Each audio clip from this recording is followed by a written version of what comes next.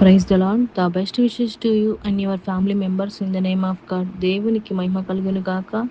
దేవుని నామం పేరిట మీకును మీ కుటుంబ సభ్యులందరికీ శుభాభివందనములు. Today God's promise. ఈరోజు దేవుని వాగ్దానము, నేను నిన్ను మరువను. యెషయా గ్రంథము 44వ అధ్యాయము 21వ వచనం. You will not be forgotten by me. Isaiah 44 chapter 21 verses. ప్రియమైన సహోదరి సహోదరులారా, ఈ ఉదయకాల సమయంలో దేవుడు మనందరితో ఈ వాగ్దానం ద్వారా మాట్లాడుచున్నాడు. అదేమనగా, నేను నిన్ను మరచిపోజాలను.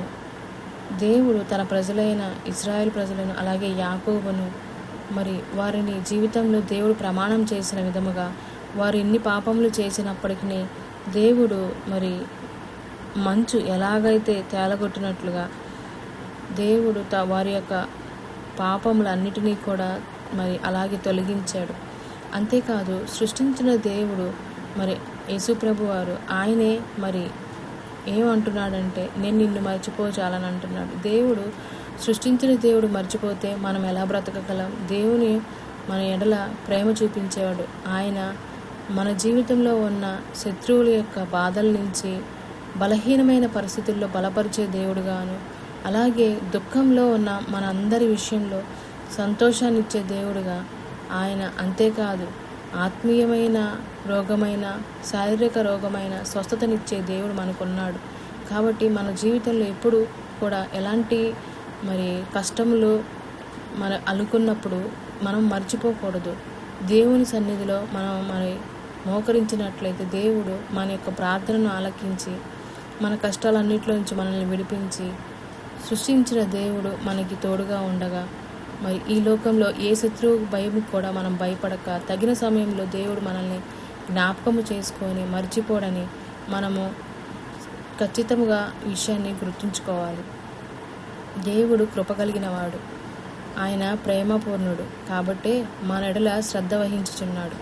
ఇలాంటి మరి వాగ్దానం మనం పొందుకోవాలంటే దేవుని యొక్క వాక్యానుసారంగా ఆయనకి ఇష్టమైన ఆయన చిత్త ప్రకారం మనం జీవించినట్లయితే ఈ వాగ్దానం మన జీవితంలో నెరవేర్పు దయచేయమని ప్రార్థన చేసుకుందాం.